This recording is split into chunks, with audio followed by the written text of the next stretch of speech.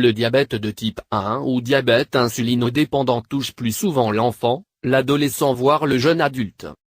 Le diabète de type 1 survient lorsque le pancréas ne produit plus assez ou, plus du tout, d'insuline. Cette anomalie est liée à un fonctionnement anormal du système immunitaire qui détruit les cellules du pancréas chargées de produire l'hormone. Pour compenser, celle-ci doit être administrée artificiellement au quotidien par une ou des injections sous-cutanées d'insuline via une seringue, un stylo ou une pompe. Il s'agit d'une insulinothérapie.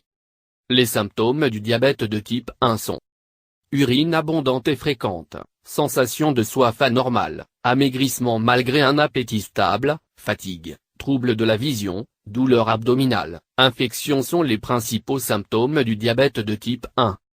Un examen biologique révèle également des glycémies à jeun et postprandial trop élevées. En présence de certains de ces symptômes, dont l'apparition peut être brutale et rapide, un dépistage est conseillé.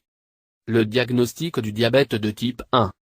C'est souvent la présence de symptômes qui suscite le dépistage, puis le diagnostic, du diabète de type 1.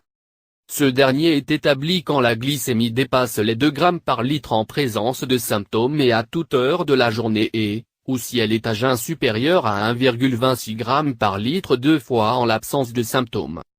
Une fois ce premier diagnostic fait, le médecin traitant prescrit un bilan initial plus complet, bilan sanguin détaillé avec dosage de l'hémoglobine glyquée, bilan rénal, bilan ophtalmologique, et éventuellement d'autres examens selon la situation du patient.